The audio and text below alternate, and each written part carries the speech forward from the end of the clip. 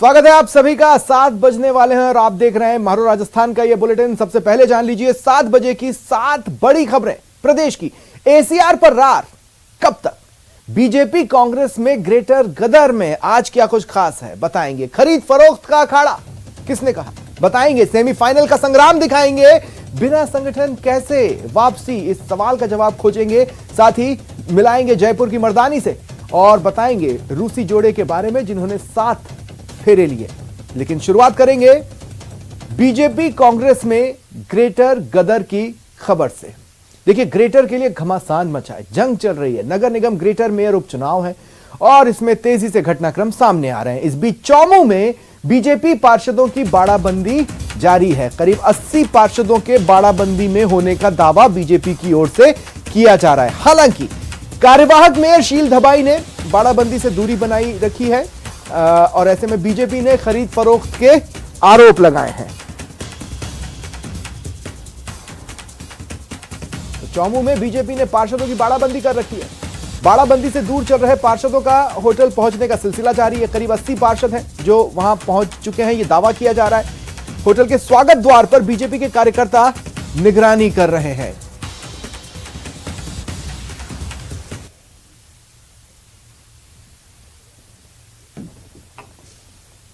तो देखिए, शुरुआत 60 के करीब पार्षदों से बीजेपी ने बाड़ाबंदी की थी। कुछ पार्षदों का कहना था कि हमारे यहां शादी है इसलिए हम नहीं आ पाएंगे और कुछ अन्य कारणों से नहीं पहुंच पाए बाड़ाबंदी में।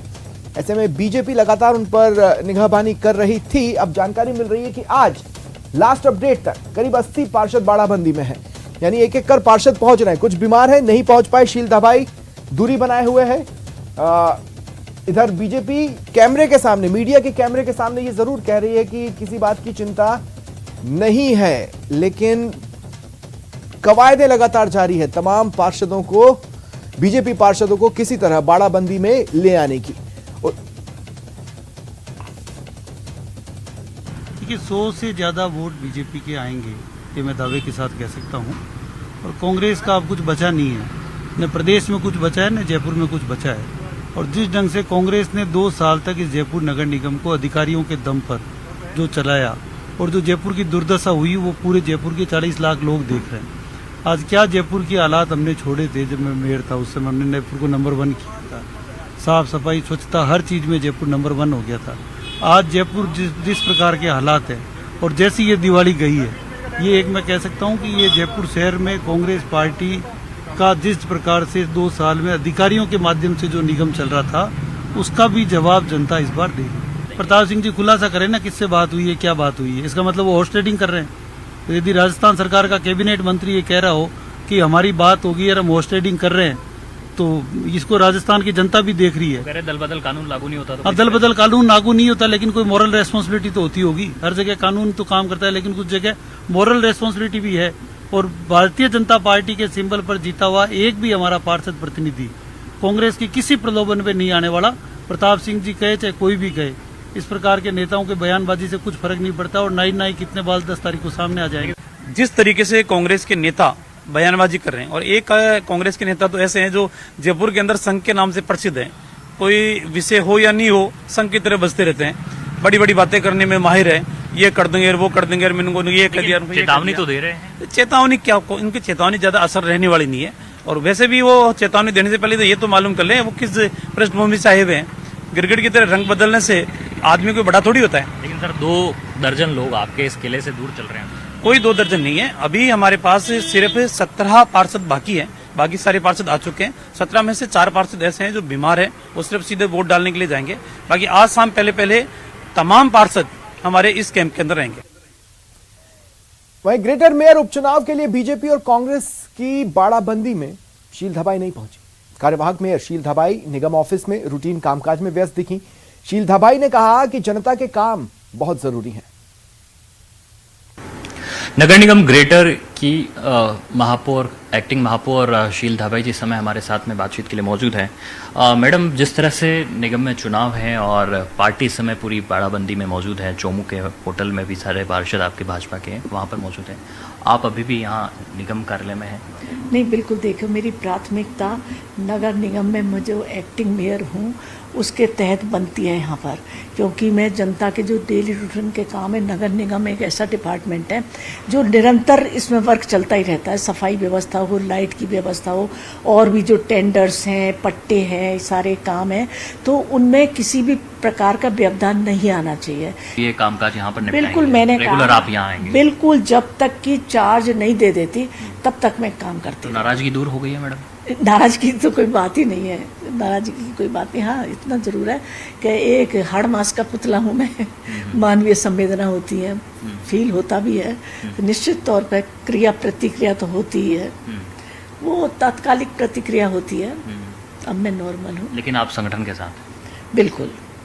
और क्या उम्मीद कर रहे हैं आप संगठन की चुनाव को लेकर के? किस तरह की उम्मीद है, क्योंकि कई तरह की बातें भी हो रही है, अभी किलेबंदी भी कर रखी है संगठन नहीं, ने? ऐसी कोई बात नहीं। वो किलाबंदी भी एक तरह से इसका इलेक्शन का पार्ट है, और मैं समझती हूँ कि बहुत बहुमत है, पूर्ण बहुमत है भारतीय जनता पार्टी के पास में, जीतेंगे हमारी भारतीय जनता। इनके अभी भी आपकी आवाज़ में भारीपन है?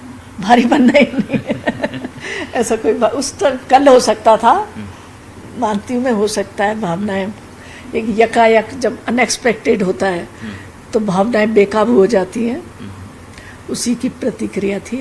अब बिल्कुल ठीक हूँ। लेकिन पार्टी के पदाधिकारी कह रहे हैं कि 100 से ज़्यादा नंबर हमारे पास में हो जाएगा। अगर वो, क्योंकि मैं तो गई नहीं हूँ, अगर वो कह रहे हैं तो कोई बात। सभी लोग पहुंच जाएंगे, आप उम्मीद कर रहे हैं? बड़ा हाँ, बिल्कुल पहुँच जाएंगे। लगातार काम कर रही हैं कार्यवाहक महापौर शील धाबई, और कह रही हैं कि पार्टी से किसी तरह की नाराजगी नहीं है, तात्कालिक प्रतिक्रिया जरूर रही होगी, लेकिन अभी भी संगठन के साथ में है और नगर निगम के जो तमाम कामकाज हैं उन्हें लगातार निपटा रही हैं। कैमरा पर्सन यासीन के साथ महेश दाधीच, न्यूज़ 18 जयपुर। नेता प्रतिपक्ष गुलाबचंद कटारिया ने सीएम अशोक गहलोत सरकार पर निशाना साधा, खरीद फरोख्त की कोशिश का आरोप लगाया। उन्होंने कहा कि चुनाव को खरीद फरोख्त का अखाड़ा बना दिया गया है, उनके पास बाड़ाबंदी के अलावा कोई विकल्प नहीं बचा। कटारिया ने कहा, नामांकन से चुनाव के बीच इतना गैप देना न्यायोचित नहीं है, इसके कारण खरीद फरोख्त की कोशिश की जाएगी, इससे नए नियम लोकतंत्र को और कमजोर करेंगे। एक समय देते थे जब हम स्पीकर का जो है स्पीकर क्या अध्यक्ष का फार्म भरते थे और अध्यक्ष का चुनाव, उपाध्यक्ष का चुनाव दूसरे दिन होता था। ये बात जरूर थी, अध्यक्ष का तो सेम डे हो जाता था, इसका मतलब कुछ करने की जरूरत नहीं थी। अब आपने इतना गैप देकर के एक तरह से तोड़फोड़ के लिए उत्साहित करने का रास्ता खोल दिया है। चाहे कोई भी हो, इसी प्रकार से कोई न कोई लेन देन के आधार पर इधर से इधर पाला बदला कर पर्याप्त खेल तमाशा करने के लिए गुंजाइश बनाई है, जो किसी भी दृष्टि से हितकारी नहीं है। कांग्रेस में खींचतान का नया मुद्दा है अधिकारियों की एसीआर का। प्रताप सिंह खाचरियावास ने इस मुद्दे को उठाया। महेश जोशी के साथ भिड़ंत के बाद मामला शांत हुआ तो राजेंद्र गुढ़ा इस खेल में एंट्री हो गई, जिन्होंने न सिर्फ खाचरियावास का समर्थन किया बल्कि सत्ता के केंद्रीकरण का आरोप लगाकर सीएम गहलोत पर निशाना साधा।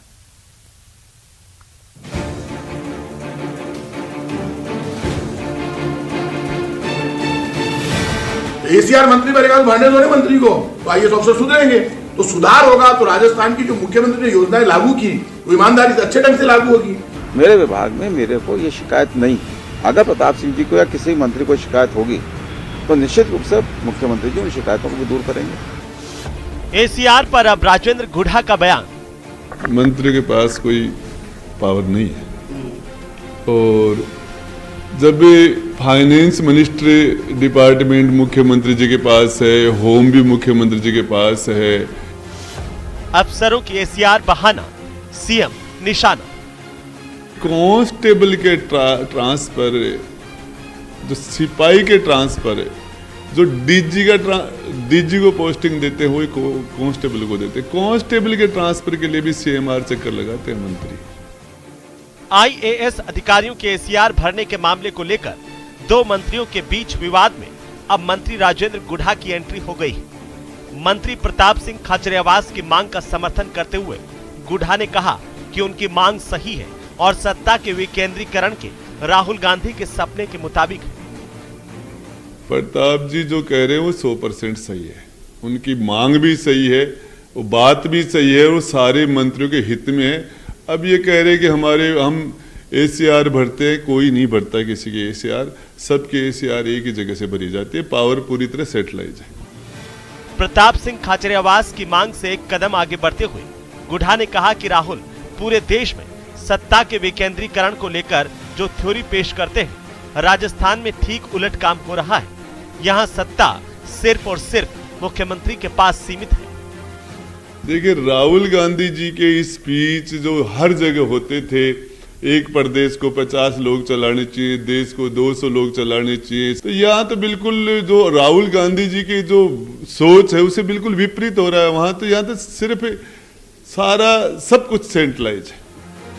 हालांकि इस मामले में नेता प्रतिपक्ष गुलाब चंद कटारिया ने राजेंद्र गुढ़ा को नसीहत देते हुए कांग्रेस के अंदरूनी खींचतान पर भी तंज कसा। जो CM है उनका ही होता है जो उसको देखते हैं, लेकिन मैं सोचता हूँ इसको इस तरह से विवादित विषय बनाने के बनिस्बत कैबिनेट में जब बैठते हैं इस विषय पर चर्चा करके अगर कोई हल निकालना चाहे तो कहें। ये जो अहंकार की लड़ाई है वो आप अहंकार की तो लड़ रहे हो और पार्टी का सत्यानाश भी साथ साथ हो रहा है। आपको बता दें कि प्रताप सिंह खाचरियावास ने अधिकारियों की नकेल कसने के लिए उनकी सालाना प्रदर्शन रिपोर्ट लिखने का अधिकार विभाग के मंत्रियों को देने की मांग उठाई थी, जिसके बाद महेश जोशी से उनकी भिड़ंत हो गई थी। लेकिन राजेंद्र गुढ़ा ने एक कदम आगे बढ़ाते हुए इस मामले में CM को निशाने पर ले लिया। सौरभ गृहस्थी, न्यूज़ 18 नेटवर्क, राजस्थान। गहलोत सरकार के शिक्षा मंत्री BD कल्ला ने बीजेपी पर निशाना साधा। उन्होंने कहा, बीजेपी को हिंदू का मतलब नहीं पता है और गाय की याद भी चुनाव में आती है। क्या कुछ कहा, सुनाते हैं। कि आज लोकतांत्रिक संस्थाओं पे खतरा मंडरा रहा है और एक ही स्वयं को ताकत बन रही है। वो गए वो ठीक है, और मैं उन लोगों को चैलेंज करता हूँ, वो धर्म की परिभाषा नहीं जानते। धर्म की क्या परिभाषा है आप किसी बड़े से बड़े नेता से पूछ लीजिए, वो नहीं बता पाएंगे। हिंदू किसे कहते हैं नहीं बता पाएंगे। मैं कई बार कहता हूँ करपात्री जी की किताब पढ़ो, उसमें लिखा हुआ है, लेकिन आज तक पढ़ी नहीं किताब उन्होंने। धर्मांधता के आधार पर ठग रहे हैं लोगों को। मैं आपको सही कहता हूँ, आरती करनी नहीं आती। फिर एक दिन मैंने एक प्रश्न और किया, मैंने कहा बताइए घर में भजन करते हैं तो कितना फल मिलता है?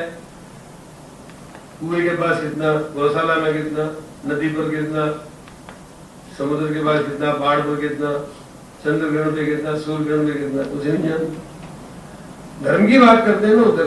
मैं कह रहा हूँ हिंदू की परिभाषा नहीं आती। हिंदू किसे कहते हैं? बीजेपी के लोग क्या है, कभी तो गाय की पोस पकड़ लेते हैं, देश धर्म का नाता है, गाय हमारी माता है, हमको वोट देते हैं। और गाय करके आगे आ गई तो लट दे करके उसको ठीक कर देंगे। अभी लंपी का रोग है, हमारे मुख्यमंत्री जी ने कितना काम किया और कितनी संस्थाओं को जोड़ा, सारी पॉलिटिकल पार्टियों को। अभी मैंने पीछे बढ़ा गया, इनकी मुख्यमंत्री जो रही है उन्होंने लंपी के लिए कोई पैसा नहीं दिया, अनेक MLA ने पैसे दिए और अपने अपने फंड्स का दवाइयों के लिए उपयोग करने के लिए लिखा, लेकिन इनकी कथनी और करनी में अंतर है। और चलिए अब बात करते हैं सेमीफाइनल के संग्राम की। सरदार शहर के उपचुनाव को लेकर कांग्रेस और बीजेपी अपनी तैयारी को अंतिम रूप दे रही है। जहां कांग्रेस के उम्मीदवार का नाम लगभग तय है तो बीजेपी को जिताऊ उम्मीदवार की जरूरत है।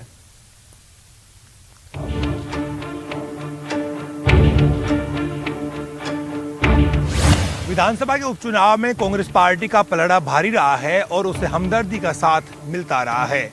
इस बार भी सहानुभूति की लहर चली तो सरदार शहर में वो जरूर चुनाव जीत जाएगी। सरदार शहर में सेमीफाइनल की तैयारी चर्चा करेंगे, प्रभारियों की नियुक्ति करेंगे और उसके बाद पार्टी की पूरी टीम वहां जुटेगी, पूरी मजबूती से लड़ेंगे और जीतेंगे। सरदार शहर का चुनाव 2023 की जंग से पहले सेमीफाइनल है। कांग्रेस दिवंगत विधायक के प्रति लोगों में सहानुभूति के भरोसे है। उम्मीद है कि दिवंगत विधायक भंवर लाल शर्मा के बेटी अनिल शर्मा को कांग्रेस का टिकट मिल सकता है, लेकिन बीजेपी को एक मजबूत टक्कर देने वाले उम्मीदवार की जरूरत है और बीजेपी की टिकट के लिए शिवचंद्र साहू का नाम तेजी से आगे बढ़ रहा है।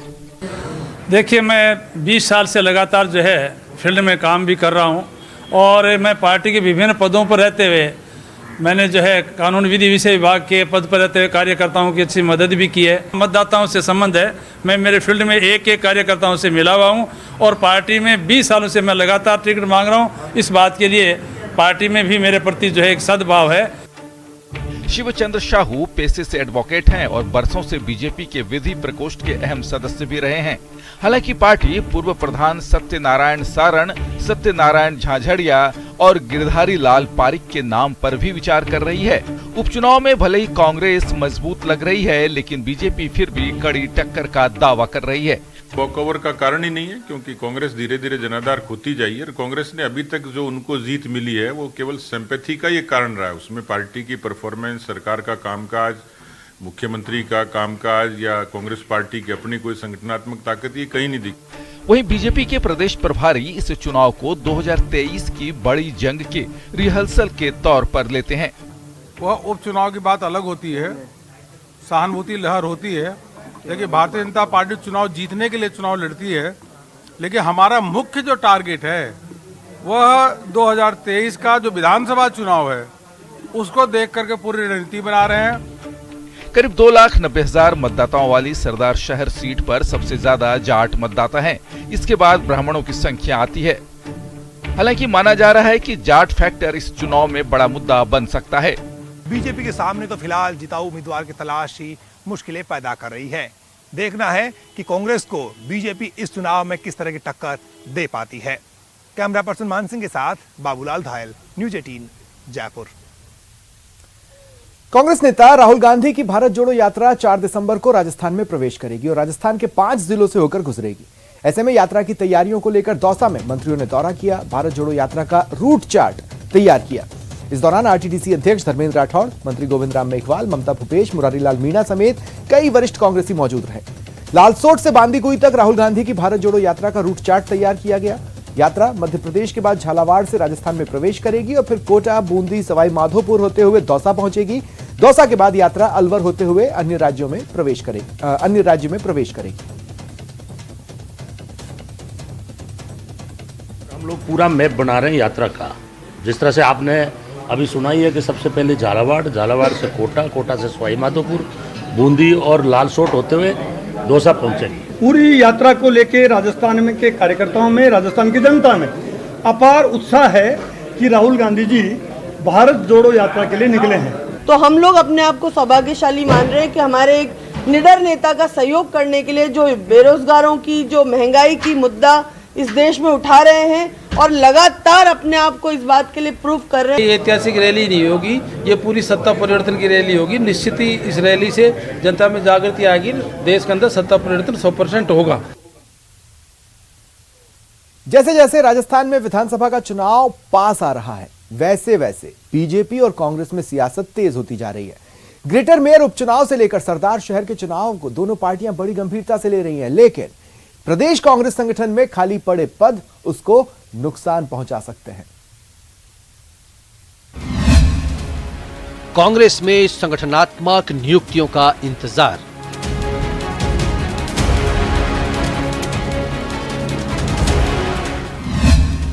ढाई साल में कांग्रेस नहीं कर पाई नियुक्तियां।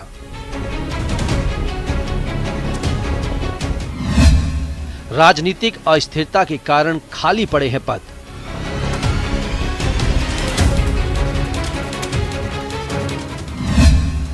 बिना मजबूत संगठन के कैसे रहेगी सत्ता बरकरार।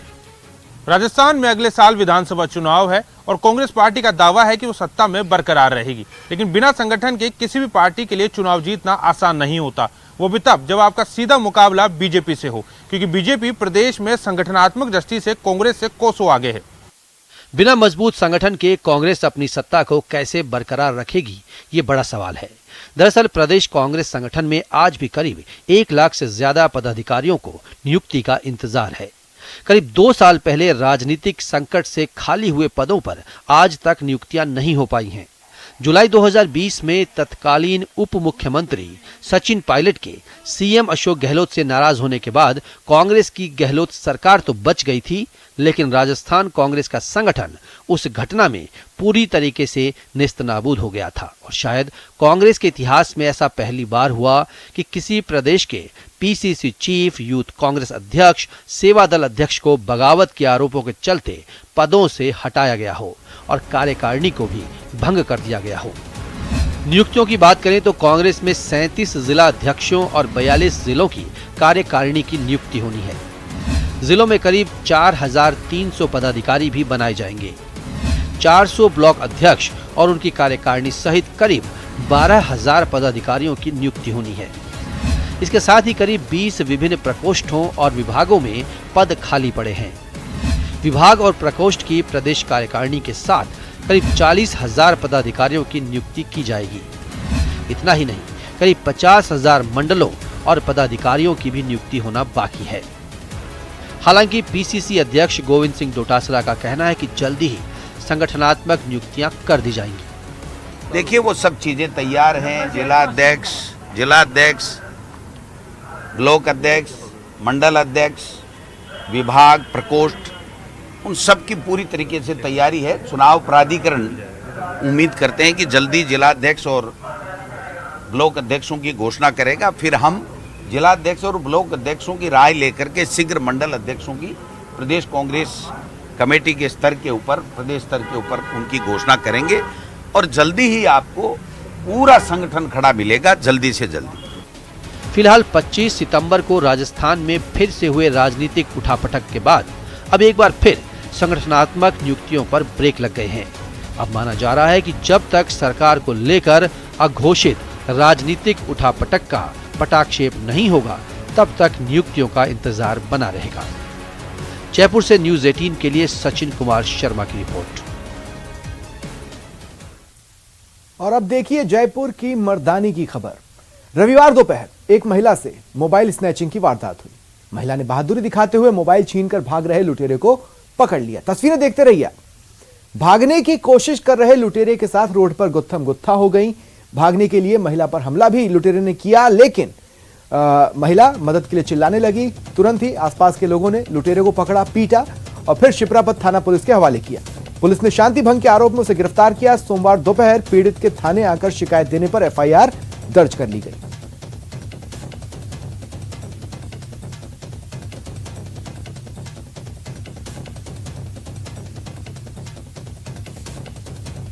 जयपुर में मान्यावास गांव के 5 दिन से लापता मुकेश सैनी का कोई सुराग नहीं लगने पर कांग्रेस नेता पुष्पेंद्र भारद्वाज ने मुकेश सैनी के परिजनों के साथ मानसरोवर एसीपी कार्यालय का घेराव किया। भारद्वाज ने चेतावनी दी, कल अगर कोई अनहोनी हो गई तो इसकी जिम्मेदार पुलिस प्रशासन की होगी।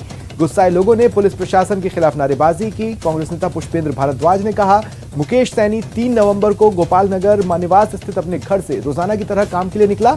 10 बजे उसने आखिरी बार घर बात की, लेकिन उसके बाद से उसका कोई सुराग नहीं मिला है।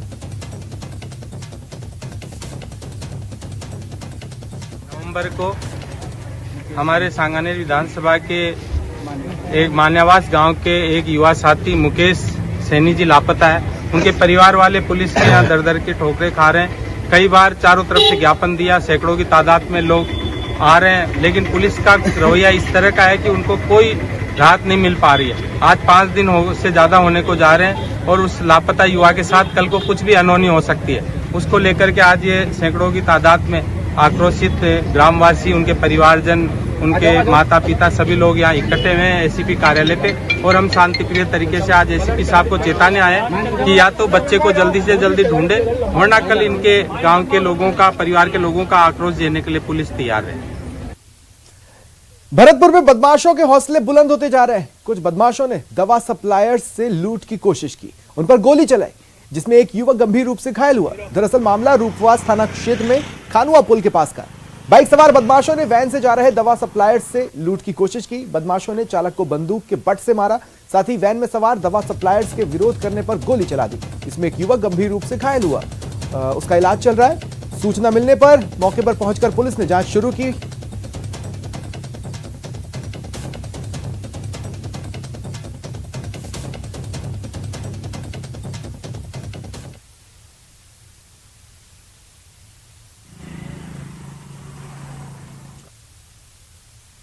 और रुकते हैं एक ब्रेक के लिए।